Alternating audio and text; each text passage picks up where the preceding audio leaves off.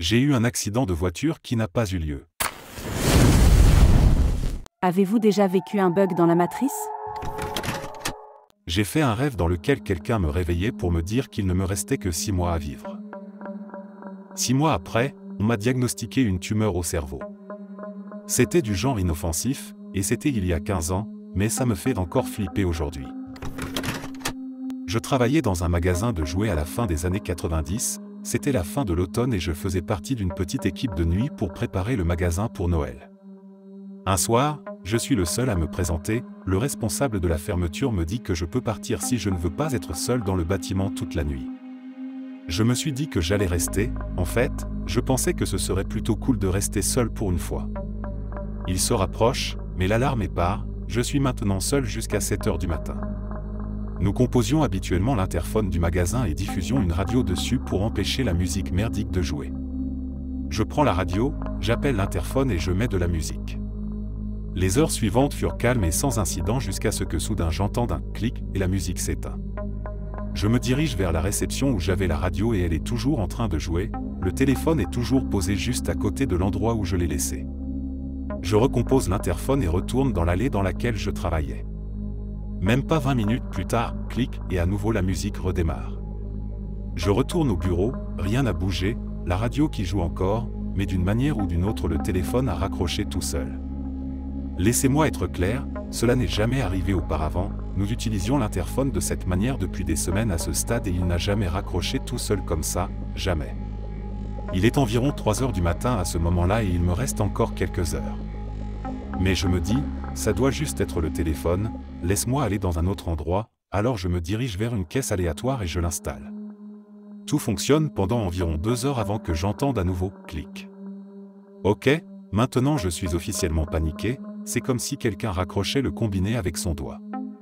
Je me dirige vers l'allée des sports, attrape une batte de baseball et commence à parcourir tout le magasin. Je parcours tout le magasin et l'entrepôt, rien, pas une âme. J'ai essayé de retourner au travail et de laisser la musique allumée mais je n'arrivais pas à me concentrer.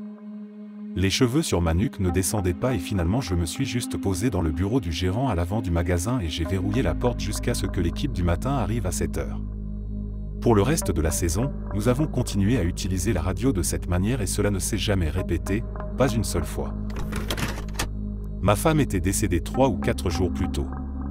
Je suis debout dans la cuisine, devant la cuisinière et ma fille est derrière moi. Tout d'un coup, je me retourne très vite et lui dis « Est-ce que tu viens de me toucher le dos ?» C'est à ce moment-là que je vois qu'elle ne pouvait pas le faire parce qu'elle est près de l'évier à au moins 1,50 m. J'avais l'impression qu'une main s'était posée sur le bas de mon dos. Je sais ce que j'ai ressenti ce jour-là et je ne sais toujours pas avec certitude ce que c'était, mais dans mon esprit, je serais toujours convaincu que c'était ma femme. J'emmenais mon enfant à un rendez-vous chez le médecin et alors que nous sortions de la voiture, tout autour de nous s'est arrêté. Cela n'a duré qu'un bref instant, puis tout est revenu à la normale. Ce qui était bizarre, c'est que tout était également devenu silencieux, ce qui n'arrive jamais là-bas puisque c'était juste à côté de l'un des carrefours les plus fréquentés de la ville. Je me suis dit que c'était sûrement mon imagination, mais dès que cela s'est produit, mon enfant m'a demandé si le temps s'était simplement arrêté. Dans l'étage supérieur de notre restaurant, il arrive souvent que des employés voient des ombres du coin de l'œil. Chaque fois que je suis là-haut, il y a quelqu'un qui passe juste à la limite de mon champ de vision. J'ai aussi la sensation oppressante que quelqu'un se tient directement devant moi pendant que je nettoie les tables, ces ombres disparaissent soudainement lorsque vous levez les yeux. Pour autant que je sache, ils n'ont jamais fait autre chose que se cacher, personne n'a entendu de voix ni ressenti de contact physique, donc nous avons pris l'habitude. Plusieurs personnes ont dit qu'il y avait une femme brune en robe jaune, nous l'appelons la marcheuse, et un homme en costard. Les gens disent aussi qu'il y a une petite fille qui court dans la cave, mais c'est une histoire inventée pour effrayer les débutants. Par contre, une fois, j'étais dans la cave et juste pendant une fraction de seconde, il y avait un golden retriever adulte assis sur le sol, puis j'ai cligné des yeux et il a disparu. J'ai rêvé d'une de mes amies que je n'avais pas vue depuis plus d'1 an. Dans mon rêve, nous étions dans une salle à manger mais le temps et l'espace n'existaient pas. Nous étions assis autour d'une table ronde, avons levé nos verres et elle avait l'air heureuse. Le lendemain, elle m'a envoyé un texto pour me demander si je voulais aller dîner avec elle. Nous nous sommes assis autour d'une table ronde, nous avons levé nos verres et elle avait l'air aussi heureuse que dans mon rêve. Je travaillais dans une friperie. Le plus souvent, mon travail consistait à m'occuper des dons, donc quand les gens venaient déposer des affaires, je les aidais à les plier, puis je les triais et faisais un contrôle qualité préalable. Nous avons fermé à 21h, mais après 18 ou 19, il n'y avait plus grand-chose à faire. Il fallait quand même que quelqu'un soit présent pour les dons très occasionnels qui arrivaient. Après environ 7 heures du matin, la personne qui effectuait la fermeture du centre de dons se retrouvait seule là-bas.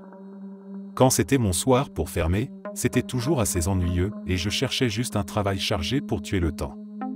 Balayer le sol, organiser le désordre omniprésent des dons, peu importe. Pour une raison quelconque, ce n'était que tard dans la soirée que quelque chose de paranormal se produisait. La porte où les gens déposaient leurs dons était une porte coulissante automatique comme on en voit souvent à l'entrée des magasins. Et le soir, le capteur qui ouvrait la porte se déclenchait souvent lorsqu'il n'y avait personne pour le déclencher.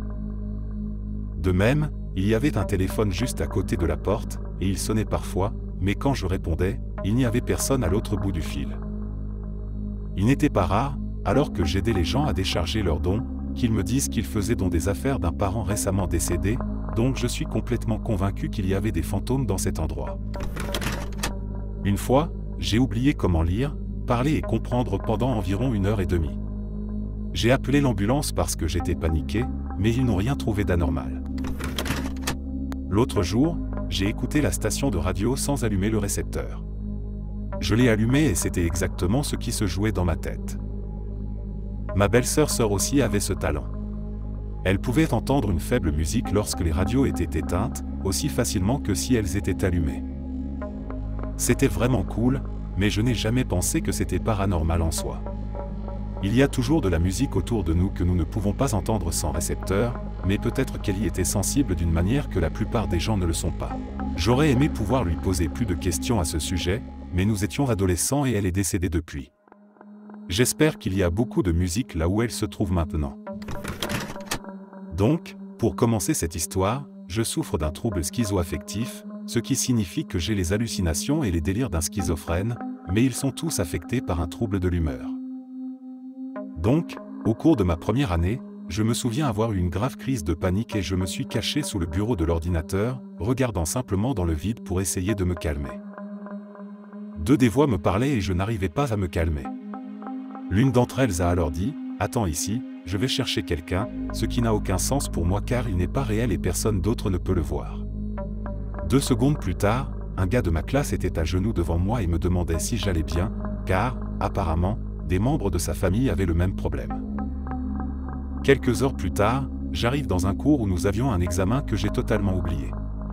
J'étais assis au bureau en classe, sur le point d'avoir une autre crise de panique parce que je ne connaissais pas les réponses. J'ai alors entendu une des voix dire « D'accord, on va te sortir d'ici ». Ensuite, l'alarme incendie se déclenche. J'ai donc pu rentrer chez moi pour le reste de la journée et réviser pour l'examen qui a été décalé au lendemain. Nous étions en vacances dans une ville à l'extérieur de Puerto Vallarta. Au milieu du marché en plein air se trouvait une petite église que nous avons décidé de visiter. Pour une raison quelconque, je me sentais vraiment connecté à cette église. Je me sentais obligé de prier et d'allumer une bougie. Alors que nous quittions la cour de l'église, une petite fille de l'autre côté de la route me montrait du doigt, tirant sa mère vers nous, et elle m'appelait « Coco, Coco ». La mère la tirait en disant « Pourquoi tu dis ça ? On ne connaît pas ce monsieur. Qui est Coco ?» Je me suis figé. J'ai croisé les yeux avec la petite fille. Elle était tellement excitée et heureuse de me voir. Je ne la connaissais pas non plus mais j'ai souri par politesse. Et à ce moment-là, ça m'est venu à l'esprit.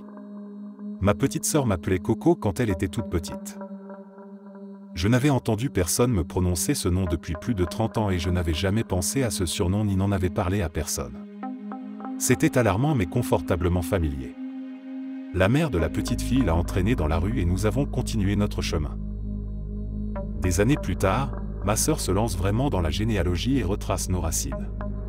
Elle dit qu'il y a 4 générations, la famille de notre père est originaire de cette petite ville à l'extérieur de Puerto Vallarta. J'étais assis à mon bureau au travail lorsque je me suis senti soudainement très faible, vers 10 heures du matin.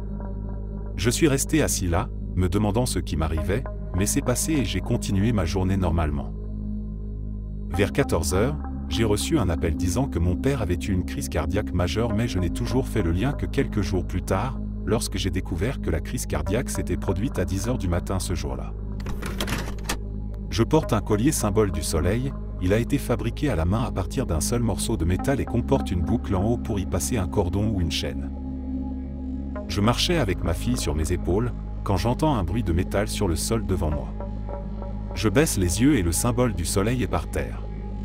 Je vérifie le cordon autour de mon cou. Il est toujours noué et d'un seul tenant, je vérifie donc le symbole, la boucle métallique est toujours solide. Comment le symbole s'est-il détaché du cordon, sans casser le cordon ni la boucle? À ce jour, je n'en ai aucune idée. Une fois, quand j'étais enfant, je jouais à un jeu de société avec mes frères. Pendant que nous nous installions, j'ai laissé tomber une pièce de jeu. Quand j'allais la prendre dans ma main, la pièce a simplement disparu. C'était comme si elle s'était évaporée alors que je la tenais dans ma main. Mes frères étaient présents et ils pensaient que je leur faisais un tour de magie. J'ai senti la pièce disparaître dans ma main. Je ne saurais pas l'expliquer. J'ai eu un accident de voiture qui n'a pas eu lieu. J'étais sur le point de faire un virage. J'ai regardé des deux côtés et j'ai vu 0 trafic entrant. Je tourne à droite et paf. Je suis heurté et mon pare-choc avant se détache. Il n'y a aucune raison pour que cet accident se produise, car la route ne contenait absolument aucune voiture et je pouvais voir sur un bon kilomètre dans les deux sens. Je suis abasourdi. Le conducteur m'a demandé pourquoi je ne l'avais pas vu et j'étais trop choqué pour répondre. Cet accident n'aurait pas pu se produire puisqu'il n'y avait aucune voiture sur la route. Ma vue est bonne donc je ne comprends pas comment je pourrais rater une voiture évidente qui arrive sur la route. La limite de vitesse était de 50, donc même une voiture qui roule à grande vitesse, je le remarquerais. Sa voiture n'avait qu'une légère éraflure tandis que mon pare-choc avant était arraché, mon phare était également cassé. Nous avons échangé nos informations d'assurance et nous sommes séparés. J'ai mis mon pare-choc sur la banquette arrière et je suis allé travailler. Je n'ai reçu aucun appel téléphonique ni quoi que ce soit concernant l'accident. Quand j'ai quitté le travail cet après-midi-là, j'ai remarqué que mon pare-choc était désormais en place et attaché. Aucun signe de dommage, pas de phare cassé, rien. Le carnet sur lequel j'avais écrit les informations du gars n'était plus là, et mon téléphone sur lequel j'avais pris des photos, les photos avaient disparu. À ce jour, je ne peux pas l'expliquer. Ai-je halluciné tout un accident de voiture? Ou l'univers a-t-il décidé qu'il était vraiment impossible que l'accident se produise et l'a-t-il donc inversé d'une manière ou d'une autre? Je ne sais pas, je n'arrive pas à comprendre. Merci d'avoir écouté jusqu'à la fin, n'hésitez pas à vous abonner et à aimer la vidéo, si vous ne voulez pas avoir un accident fantôme. À la prochaine vidéo.